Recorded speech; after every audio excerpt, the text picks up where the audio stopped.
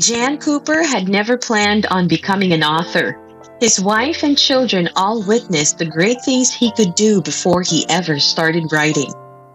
For Jan Cooper, writing started out to be nothing more than a way to heal himself. As God would have it, he quickly fell in love with it, and now he takes 2 to 4 hours of each day writing about God and Jesus. This, Jan says, makes all the pain he feels go away. Hello, I'm Michael Wingo, and Jan Cooper is my father. And a lot of good things to say. He's always been creative, and we all know he can write and speak and paint and do a lot of things. One thing I think people don't know is he actually was a hero at one time too. Funny story, when we were young kids, my sister and I, and we went to a steak dinner, and there was a non-smoking section and there was a gentleman smoking in the non-smoking section, and the couple next to them asked him to put his cigar out, and he refused to, and words went back and forth, and eventually it became physical. Both guys got up and they were swinging punches at each other and knocking each other over tables while we were literally 2 tables away from this, witnessing this. Well, at one point, the scary-looking gentleman grabbed a steak knife from the table and was swinging it at the old man, and that is when my dad stepped in and pulled those two apart, and the scary guy went tearing out of there in his car and kind of saved the day. Now, we were all a little upset and weren't able to eat that night, but they gave us a certificate so we could come back and eat another night. But I've always been proud of that he stepped in and did that. I just thought that would be a neat story. When Jan was just beginning to take his writing seriously, only just considering publishing a book that could help others in their own journeys to healing, it wasn't the easiest. The world isn't all sunshine and rainbows, and Jan had had his fair share of people taking advantage of him and his desire to spread God's love through writing. Thankfully, God had the best plans for Jan. So many good things have happened throughout Jan's life as an author, but if he had to choose a favorite experience, it would have to be seeing his books displayed and sold at Barnes & Noble and doing book signings.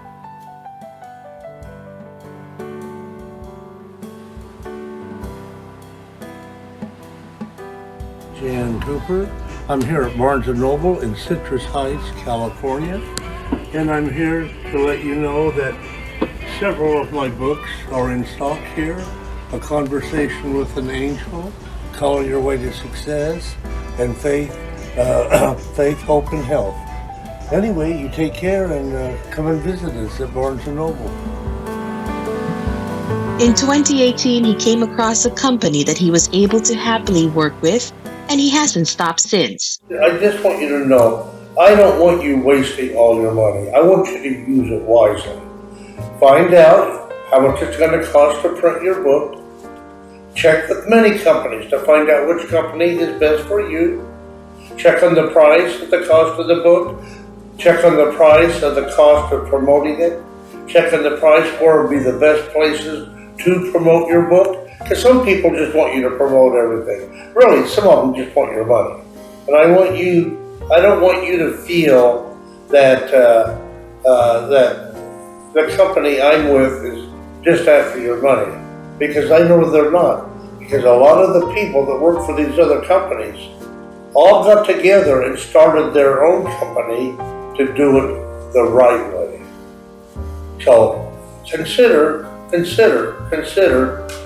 company, and I'm not mentioning the name of the company right now, because I want you to consider the different ways that you've been scammed. I want you to consider how people are treating you, how people are acting towards you. Do they really believe in you? And what you need to do is you get with a company that really reads your book. Sometimes they just promote your book, do this, and they haven't even read it. Make sure they read your book. Make sure they understand what you are trying to say. Have them help you on what to do. There's only one company I know out there that can help you to do that. and that is Letra Press. They have been with me. I was the first author in their company. Now they have over 200 authors. I have met some of them on Zoom. I know what is taking place. I know if they care about you.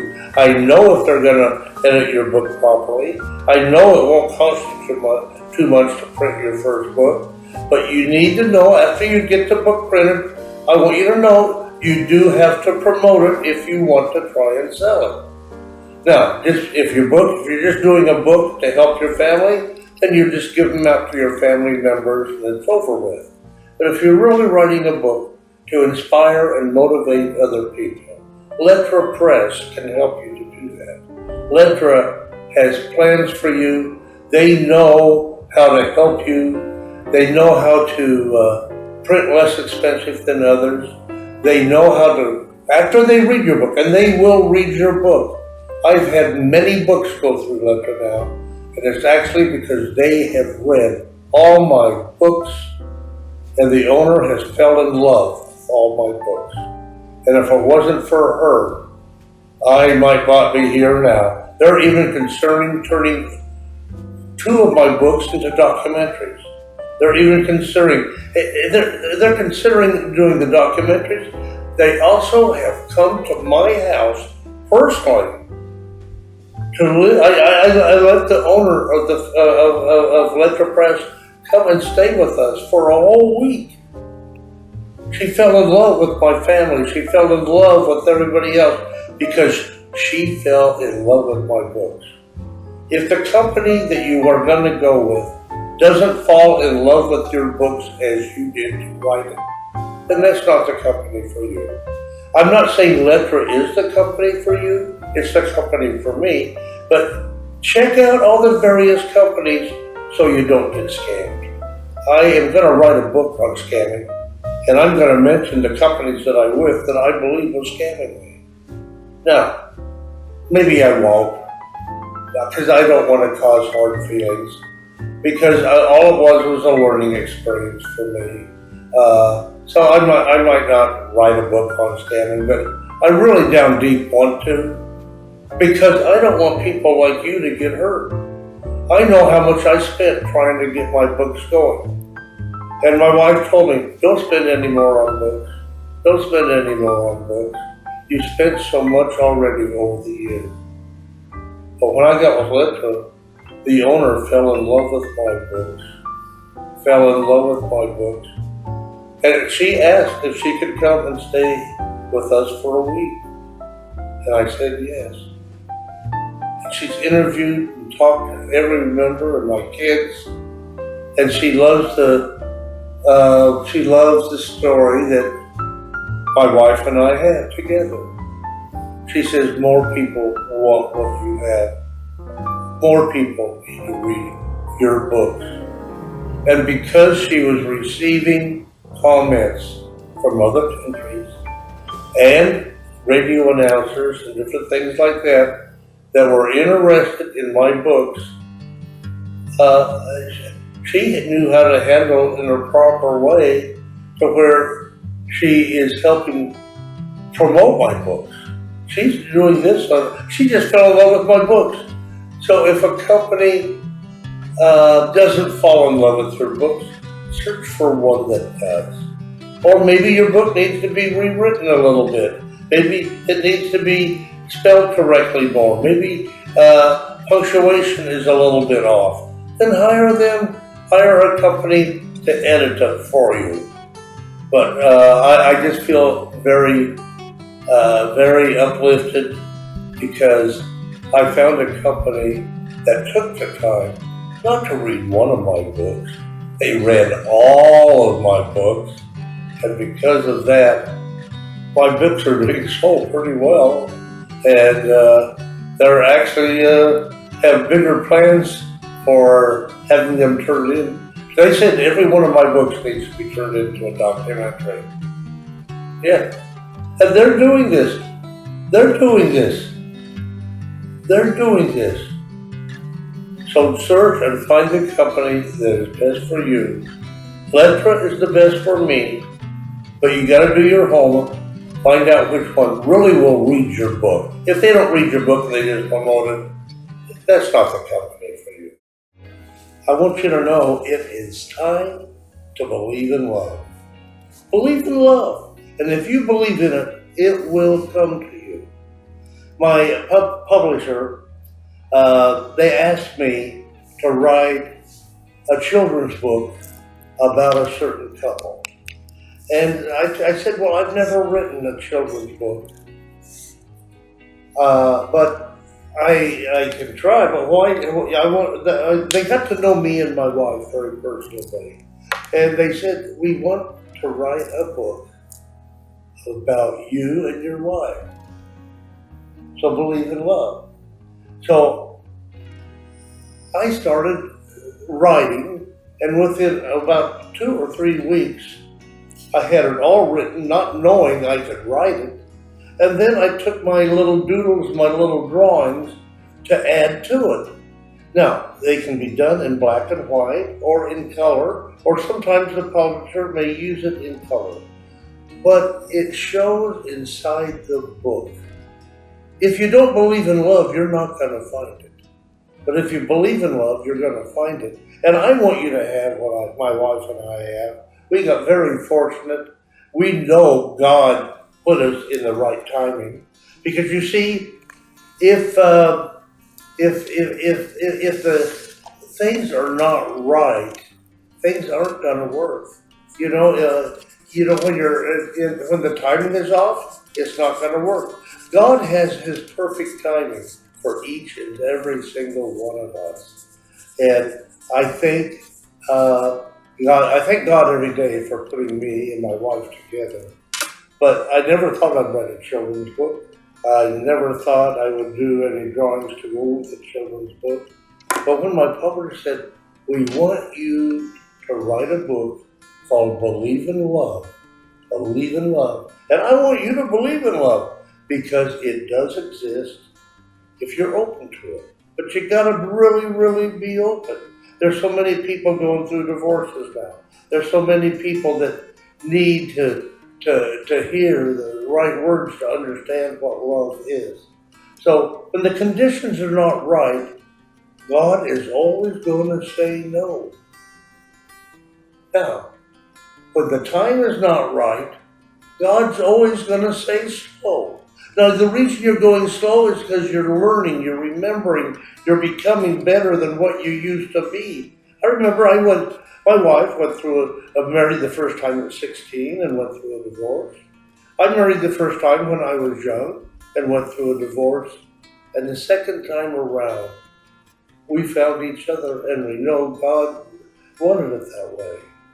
I was going to give a rose to another lady, and accidentally went into a jewelry store and found my wife.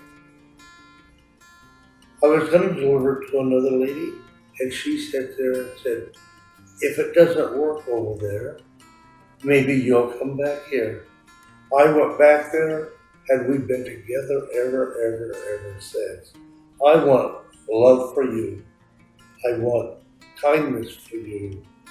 And I want you to have what my wife and I have. Our kids have it. And we want it for you also. We love you. Believe in love. Jan writes with the intention of bringing people closer to God and Jesus. The uniting book. During the pandemic, it set many people, it made them uncomfortable. It made them scared. A lot of people during that year and a half, started drinking more. And the uniting book during that time with me, for some reason, I had many drinks. And all I'm going to do is share the different thoughts, positive thoughts, negative thoughts. I'm going to share all those different thoughts that I had when the pandemic hit. And then I'm going to share, it made me feel good because I know I didn't write this book. I remember, the 2 songs that I wrote back in the 70s are going to be included in here. The cover of the book, I painted that painting back in the 70s. And so I know things, I feel, because everything, the songs, the picture on the front cover of the book, it all led up to my dreams that I was having. And so I think God was preparing me, or the Holy Spirit was going through me, causing the words to come out of my mouth, because I'm not smart enough to write what I wrote. I realize that. I know it was God going through me. And so the uniting is, it's in the process. I've been told that it's being turned into a little documentary. And so we'll see how that goes. But the uniting is giving everybody hope. It's giving everybody faith. It's giving everybody courage that they need to find out that, and it even goes in, there's a lot of people that believe it's a conspiracy or something like that. But I've had those thoughts in the uniting also. So I'm putting all my thoughts, good, bad, and ugly, inside this book because I couldn't help it. I believe it was probably thoughts that everybody, or a percentage of the people, believed what was said. And when you read the book, you know it's not me talking to you. It's God talking to you. It's the Holy Spirit talking to you and letting you know that Jesus is coming soon. So it's up to you to decide on how to act or react, because God is coming soon. And God, He sent a Son and He left us a book. Hey, God wants you to leave your own book. And if you're not going to leave a book, He wants you to at least leave your story behind. So please tell your story so people can improve and grow closer to God. And help them heal. Help them heal. God's got plans for you. Big plans. If you listen with your heart. And while he does this with the sincerest intentions, he hasn't forgotten about his responsibility as husband and father. When we were, I'm not sure our ages, we were both in grade school, my brother and I, and Dad had this very passionate idea about a magic show, and he wanted his whole family to be in it. So he practiced. He had a puppet of an eagle, and he was a ventriloquist, and it was very red, white, and blue, and very pro-America. And anyways, he worked, showed Mike and I magic tricks, which at our age was just awesome. And we'd ask, how do you do that? And he'd be like, unless you're a magician, you can't know. So both Mike and I were like, okay, we'll be in the show if we have a trick we can do. So I remember he got me the trick where I would roll up newspaper and I had a pitcher of milk and I would pour it, and then the newspaper was dry and the milk was gone. Anyways, that was very exciting, very fun at that age. But we actually performed at shows, at schools, at churches. Churches. And Mom was in it. Mike and I each would have a trick, and then Dad would do his ventriloquism and other magic. Jan has found great joy creating art and writing, especially since he's seen the impact his work has made on people's lives. A conversation with an angel. That inspired me from the time I was a little boy, because that way I was younger. And when I was younger, it shows the stages that you go through as you get older. It shows how you have a relationship with your father and how he has a relationship with you. And then you grow older and you have your own son or daughter and you have a relationship with you. This is a guide to help you overcome, because God sent an angel to earth to mentor this young boy. And it mentored him all the way through life into what is happening now. Now, what also a conversation with an angel is, it was at least nominated for the Nobel Peace Prize. When I found that out, I got tears in my eyes. Now, it might not win anything, but it got nominated, and that's what made me feel good. And I think that little angel, once you read the book and understand what the angel is doing to help that young boy, that young girl, that could be you, grow and mature and be wise and accept God. It's going to help benefit your life. And it's in the consideration of being turned into a movie. Whether it will or not, I'm not sure. But I do know there's at least a screenplay being written for it now. And so I'm looking forward to that. I'm looking forward to it. So here it is. It was like a 40, 50-year journey. I thought when I was 31, my book was already written. Here it is. I'm 78 now, and my dreams are just starting to come true. So never give up on your dream. Never give up on your dream. And if you say you're going to wait till you retire to write a book, it's never going to happen. You've got to do it while you have the energy, while you're young. You've got to do it now. You've got to do it now and not give up on it. So I suggest you write at least 15 minutes a day, every day. Or write for an hour and a half every night. Or write just on a Friday night to finish it. Because what I found out, by writing your books, it heals you. It makes you calm. It gives you confidence in yourself. It reduces your stress. And it helps when you write your book of what's going on around the world. It seems like now, all the books I've written so far all relate to what's going on when the pandemic hit us. It's like God had me planned and prepared to write all my books early so they would get done, helping give people during the pandemic hope, help to give them faith, help them to increase their health. The pandemic, yes, it was here. It terrified many. But my books are going to help heal you. My books are going to help give you the strength. My books, when you're alone and you can't go out of your house, they'll give you the hope to where you can live and want to go out of your house and write your own books to help people heal. An American Hero. This book is on my dad. He was a pilot, and because of him, I've lived many places in the world. I actually went to high school, 3 years in Japan, and he was a very hard man to get along with because he was very strict. He not only was just a pilot of about 36 different kinds of airplanes.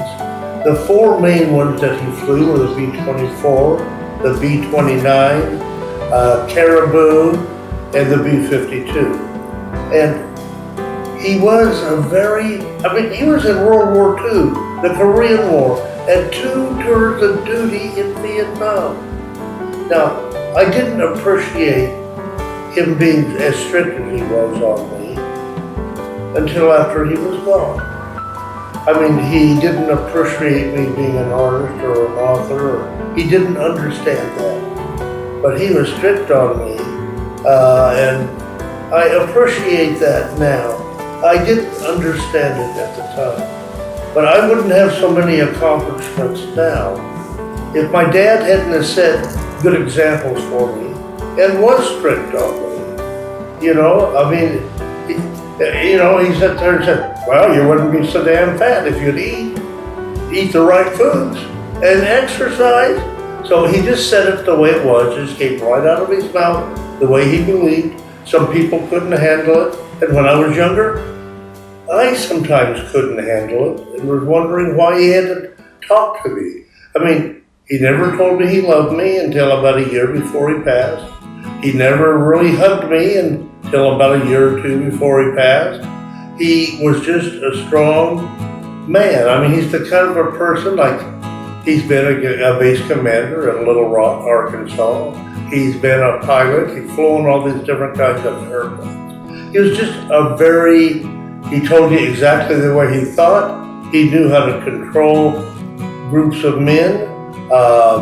He was a great leader. And so he is an American hero. And if you want to see his life in book form or in a video, just go to An American Hero on YouTube.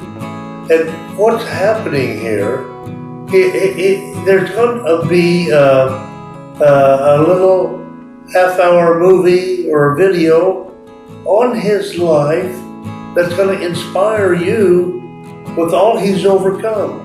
Think of what he had to overcome. He started out as a little farm boy, milking cows and walking the dogs and riding horses and driving tractors, and then he ended up in the military and ended up a pilot, ended up and has won many awards.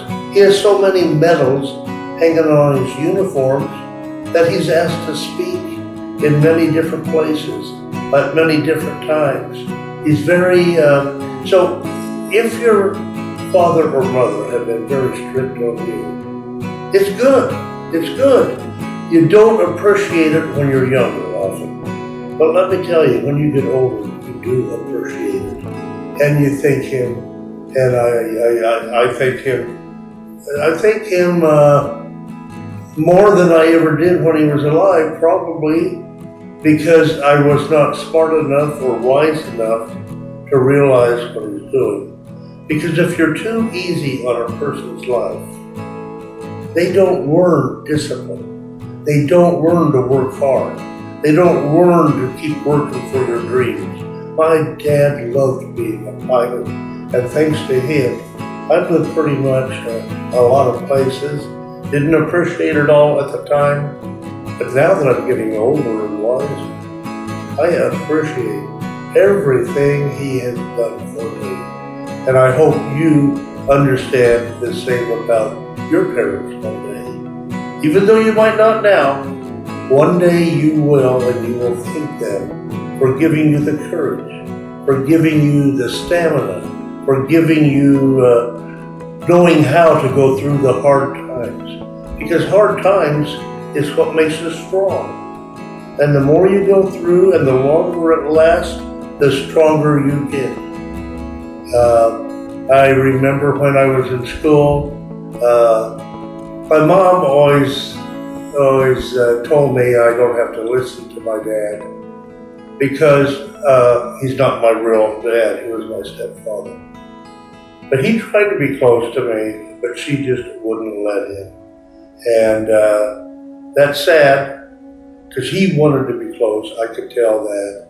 And the older I get, the more I realize it. And I just hope that you realize it when you get older and wiser, that your parents did the best they could. So if they did wrong, they couldn't help you, forgive them.